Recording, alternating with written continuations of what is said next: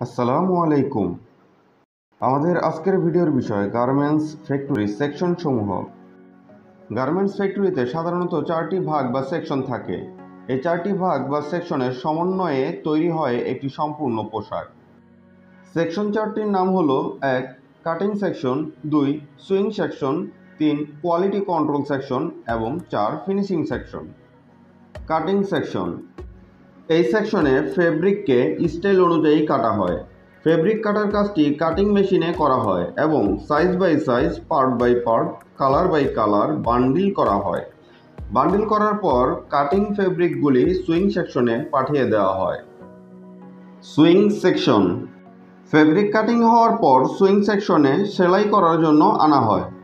Swing ইংরেজি শব্দ, এর অর্থ হচ্ছে সেলাই। সেলাই করার জন্য কাটিং সেকশন থেকে কাটিং ফেব্রিকগুলো আনার দায়িত্ব সুপারভাইজার বা লাইন চিপের। লাইন চিপ বা সুপারভাইজার এই সেকশনে প্রয়োজনীয় কাটিং ফেব্রিক ইনপুট করে থাকেন। এখানে অর্ডার অনুযায়ী চেইন সিস্টেমে লেআউট অনুযায়ী সেলাইয়ের পুরো কাজ করা হয়। সুইং সেকশনে মেশিনগুলো লেআউট অনুযায়ী সাজিয়ে নিতে হয়।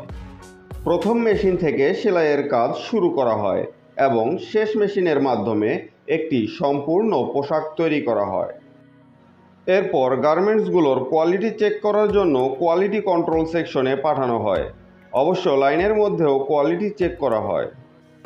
কোয়ালিটি কন্ট্রোল সেকশন, এরপর গার্মেন্টসগুলো কোয়ালিটি চেক করে ফিনিশিং সেকশনে পাঠানো হয়। ফিনিশিং সেকশনে পাঠানোর আগে ফাইনাল চেক করা হয়। ফিনিশিং সেকশন, সেলাইয়ের পর পোশাক তৈরির বাকি সকল কাজই হয় ফিনিশিং সেকশনে।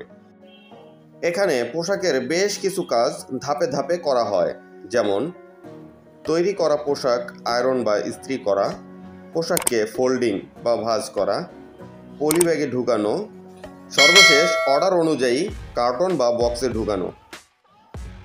এভাবেই চারটি সেকশনের সমন্বয়ে গার্মেন্টসগুলোকে শিপমেন্ট দেওয়ার জন্য প্রস্তুত করা হয়।